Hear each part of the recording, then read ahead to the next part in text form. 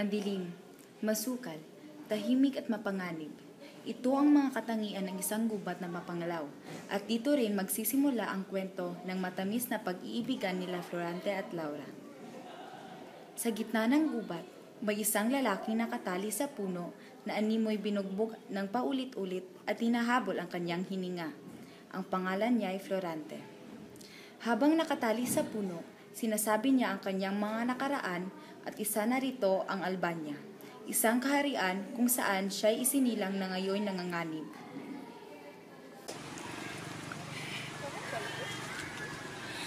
Aking Diyos Ama, nasa iyong awa. Ako'y nananagoy, nakikiusap, humihingi ng tulong niyo. Patawarin niyo ako dahil hindi ko nagawang ipagtanggol ang ating kaharian laban sa kataksilan ni Adolfo. Inagaw niya ang korona ni Haring Linceo upang magawa niya ang kanyang ninanais. Pati si Duque Briseo na aking ama ay kanyang dinamay. Aking Diyos Ama, tila yata di mo dinididig ang aking mga panalangin sa iyo.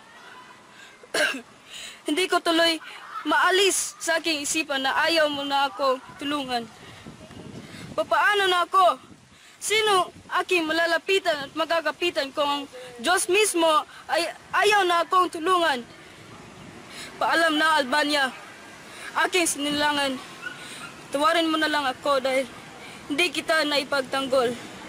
Habang nagdudusa si Florante sa gubat, isang gererong morog na gangalang Alatin ang dumating sa gubat na pagod at naghanap ng mapapaghinghan. Florida! Tadhana!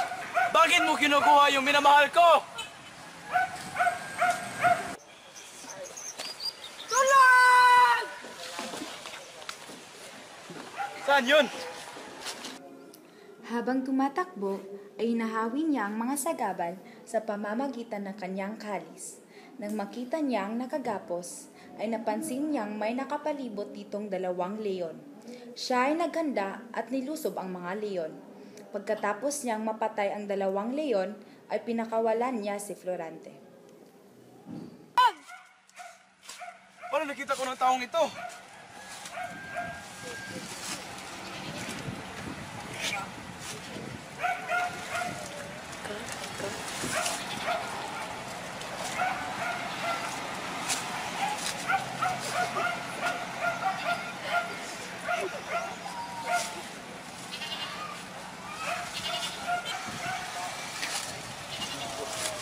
Salamat po.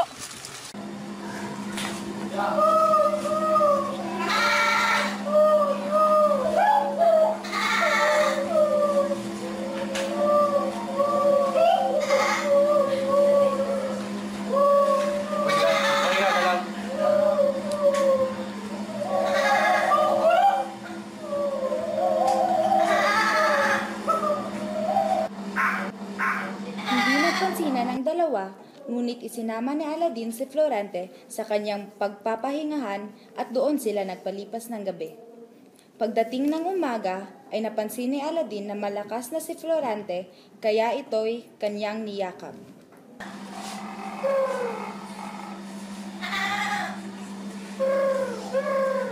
Anong nararamdaman mo, kaibigan? Magaling na ako.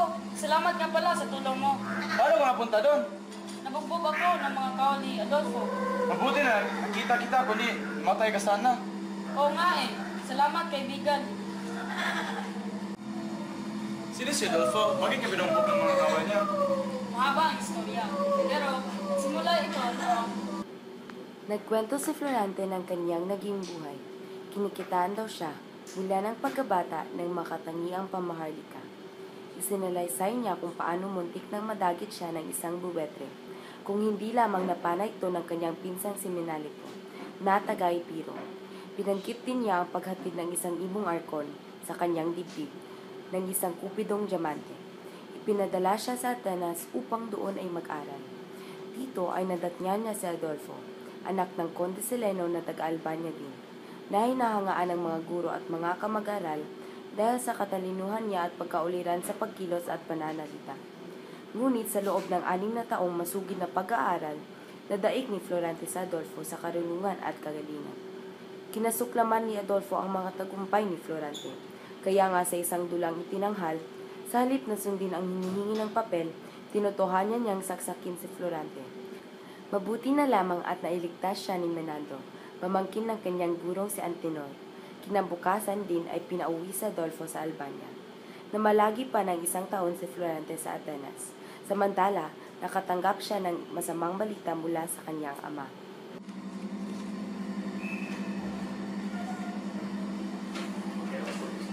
Hindi! Mahal na ina! Bakit mo ko iniwan? Hindi! Hindi ka maaaring mamatay! Dalawang buwan pa si Florante sa Atenas bago dumating ang kanyang sundo. Pagdating sa Albania, Aking ama!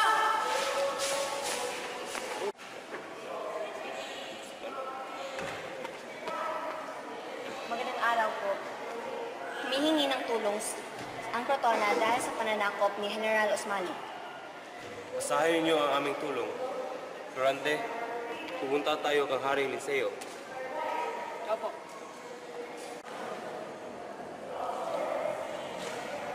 Mahal na hari, ang aking anak si Florante.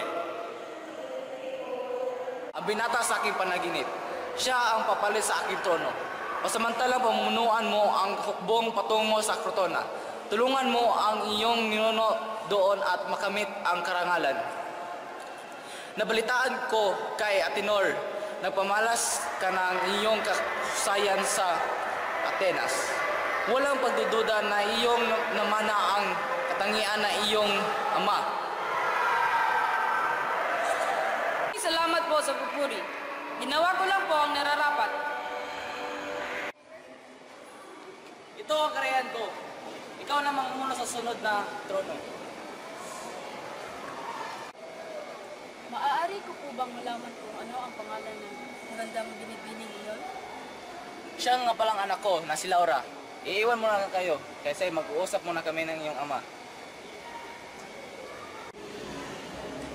Magandang umaga, Laura. Magandang umaga, Florante. Kanina pa kita napapansin. Salamat sa papuri. Palagi ka nang ikinikwento ng iyong ama sa akin. Halika, Laura.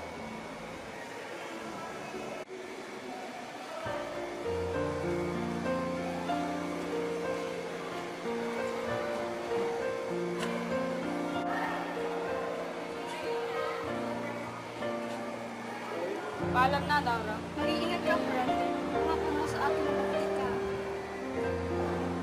pagkatapos ng 3 gabing picking, Magandang gabi, Florante. Maghanda ka na para bukas. Opo, mahal na hari. kinabukasan, Handa ka na ba? Malayo pa inyong lalakbayin. Ako, aking ama. Karangalan ko po ang maglingkod sa inyo. Buti naman, mag-iingat ka. dating nila Florante sa Crotona, nakita nila ang hukbo ni General Osmalik.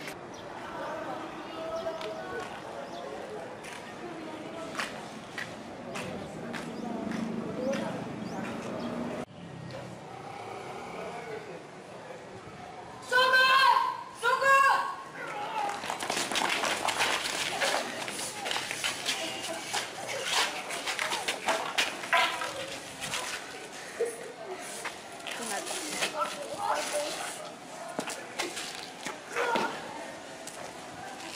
Nanalo tayo! Mabuhay ang Albania! Mabuhay!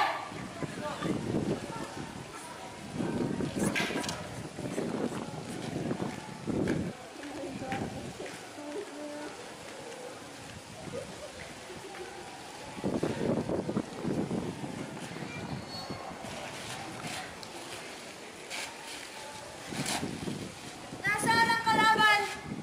Balik nila sa Albania ay may nakasalubong silang mga dibinyagan na may dalang isang babae.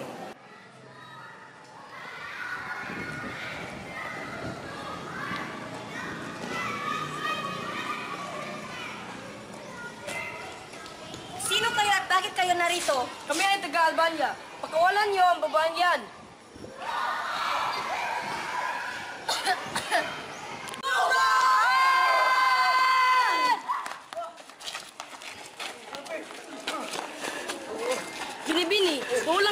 pero ngayon lang kita nakita rito. Maaari ko po bang malaman ang pangalan mo? Ako ito, Florante. Si Laura. Laura, bakit ka nandito? Gusto ko lang malaman yung kalagayan, Florante. Salamat sa pag-aalala. Kamusta ka na? Sana'y mabuti ka. Mabuti naman ako, Florante. Pero kailangan ko ang tulong mo. Mga marutubikit sa aking ama. Ligtas mo siya, Florante. Paano kung may masamang mayroon sa kanya? Ikaw na ang bahala. Ililigtas ko ang iyong ama ng aking magkakaya.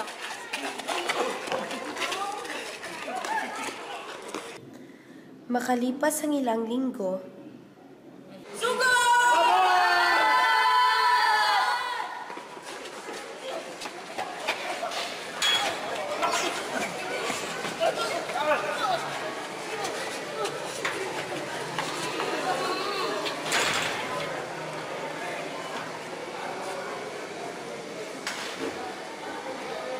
Nanalo ulit tayo!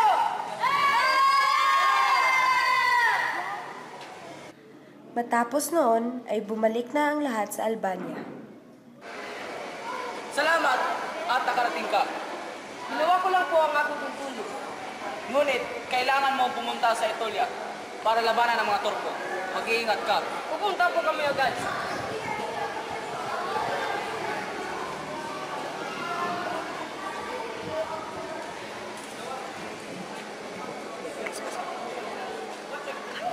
Makalipas ang ilang araw ng paglalakbay, Pag nakita niyo sila, isigurin niyo kaagad.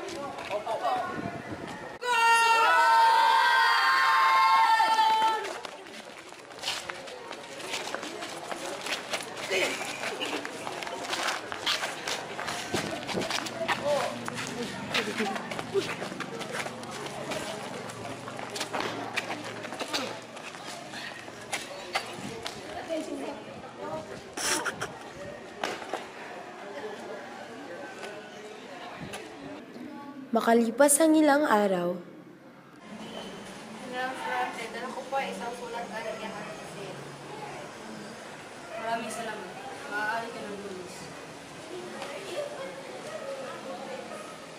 Sandali lang. Pwede mo bang tawagin si Minandro? Minandro, babalik muna ako sa Albania. Pinatawag ako ng hari. Ikaw muna ang mamamahala dito. Ikararangan ko ito. umuwi si Florante sa Albania nang nag-iisa. Pagdating niya ay pinaligiran siya ng mga kawal.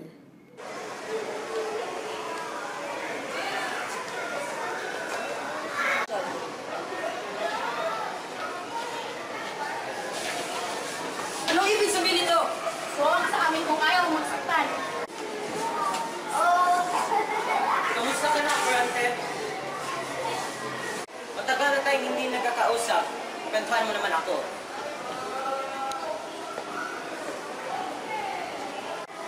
Nagtiya ka! Anong ginawa mo kay Laura? Uminahon ka. Maayos ang kanyang kalagayan. Ngunit ipinalulungkot ko. Magpaalam na niyong amang si Duque Viseo. Papatayin kita! Papatayin kita! Mga kawal, ayusin niyo ang taong ito sa harapan ko.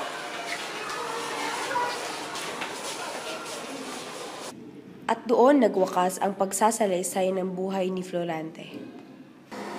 Ganoon na nga ang nangyari. Hayaan mo ako naman na magsalaysay sa aking buhay. Ako ay si Aladin, mula sa siyudad ng Persia, anak ng bantog na si Sultan Ali Agha. Kaya ako nandito dahil pinagtaksilan niya ako. Samantala, sa kabilang bahagi ng kagubatan, Sumama ka sa akin. Ano ba? Ano ba? Saan ba ako dadalhin? Ah! Ano ba? Bitiwan mo ako! Ah! Ah! Tulong! Tulong! Ah!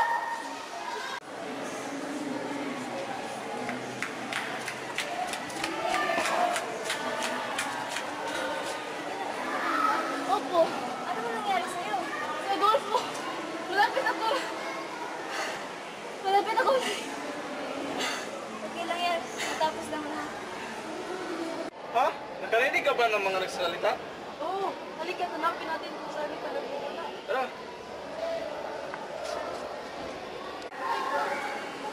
Oh, Laura! Aking mahal! Mahal ko! sinta. Oo nga. O Florida! Aking sinta! Wala din. Laura, paano ka napadpad dito? Hayaan mo ikwento ko ang mga nangyari sa atin sa bingit ng aking kamatayan. Nang ikaw ay mawala, naging magulo na ang bayan. Madalas akong pagtangkaan ni Adolfo. At higit pa dito, inaslang niya ang aking amang hari at maging ang iyong ama na si Duque Biseo. Okay, lupit ng kadana sa ating lahat. Ngunit ngayon ay tayo masaya na at magkakasama. Habang sila ay nag-uusap, ay dumating si Menandro at ang kanyang mga sundalo. Dapat ay hahanapin nila si Adolfo upang singilin sa kanyang mga kasalanan, nang makita nilang maayos na ang lahat. Matapos ang sandaling pag-uusap, ay bumalik ang lahat sa Albania. Masaya ang mga tao na nakita silang maayos na nakabalik. Kaagad naman dinaos ang kasal ni na Florante at Laura at maging nina Aladin at Florida, matapos sila kapwa magpabinyag.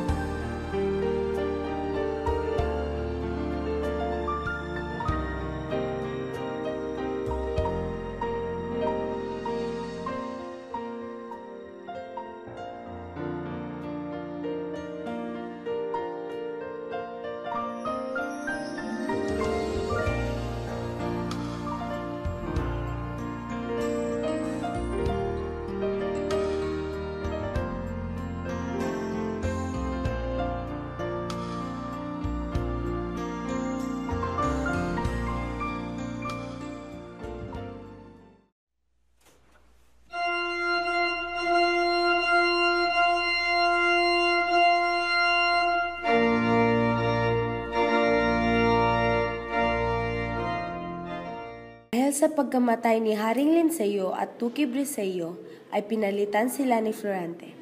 Sa kanyang paghahari, nanumbalik ang dating katangian ng kaharian.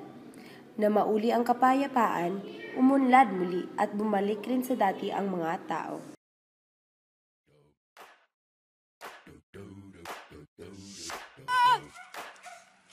Paano nakita ko ng taong ito?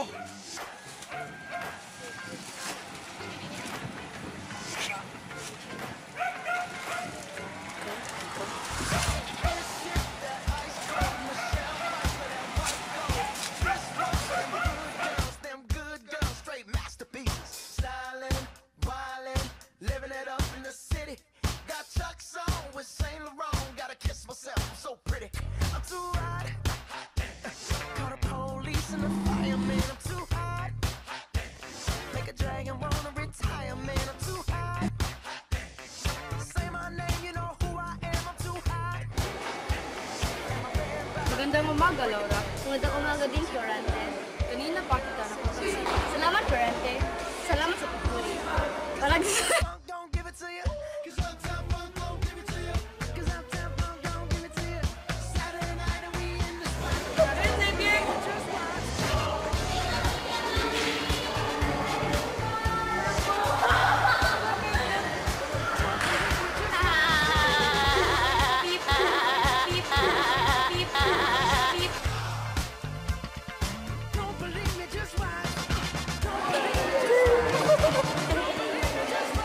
Uy, gupit yung ass! Nasa ka na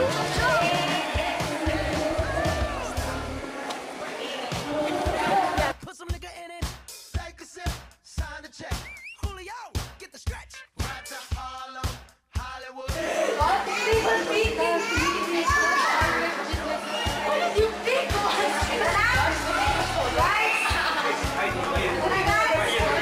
Too hot. Make a dragon wanna retire, man. I'm too hot. Bitch, say my name, you know who I am. I'm too hot. Hi, I am Raya, and I'm gonna teach you how to speak in Japanese. Hallelujah. Girl, sit your hallelujah. Cause Uptown Funk don't give it to you. O Laura! Aking mahal! Mahal ko! Tagal na tayo hindi nakita.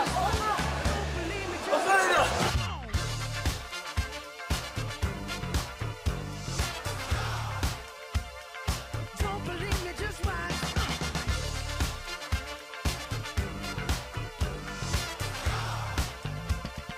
Don't believe me, just watch. Don't believe me, just watch. Don't believe me, just watch. Don't believe me, just watch. Hey, hey, hey, oh! Before we leave, let me tell y'all a little something. Uptown, funk you up. Uptown, funk you up. Uptown, funk you up. Uptown, funk you up. I said uptown, funk you up. Uptown, funk you up. Uptown, funk you up. Uptown, funk you up. Come on, dance, jump on it. If you sexed and flown it. If you freaked dead and own it. Don't brag about it, come show me. Come on, dance, jump on it. If you sexed and flown it. Well, it's Saturday night and we in the spot. Don't believe me, just watch. Come on.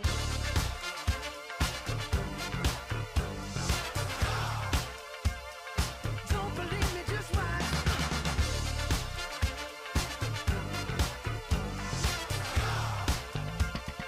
Don't believe me, just watch. Don't believe me, just watch. Don't believe me, just watch. Don't believe me, just watch. Hey, hey, hey, oh!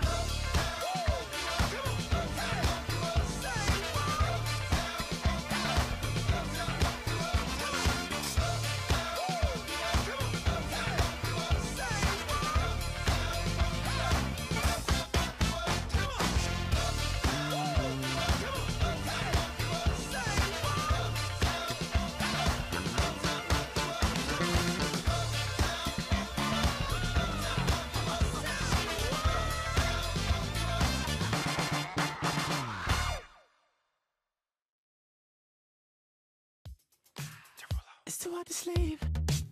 I got the sheets on the floor, nothing on me.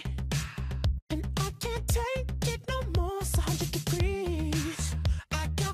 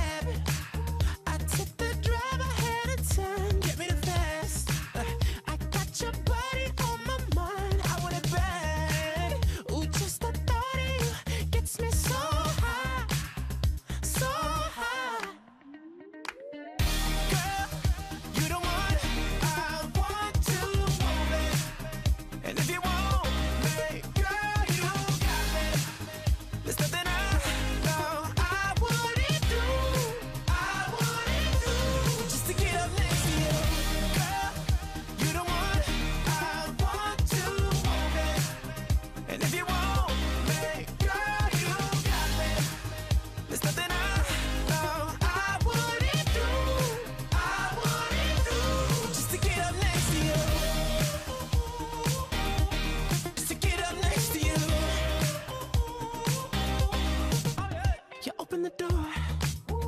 Wearing nothing but a smile, fell to the floor. And you whisper in my ear, baby, I'm yours. Ooh, just the thought of you gets me so high, so high. Girl, you the one I want to hold it. And if you want me, girl, you got me.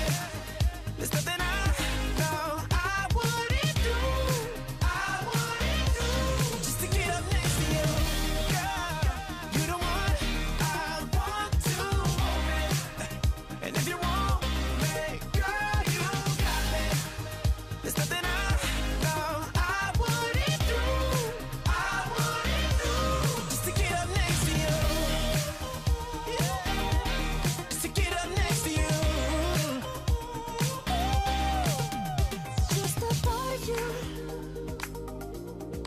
gets me so high, so high. Ooh, just the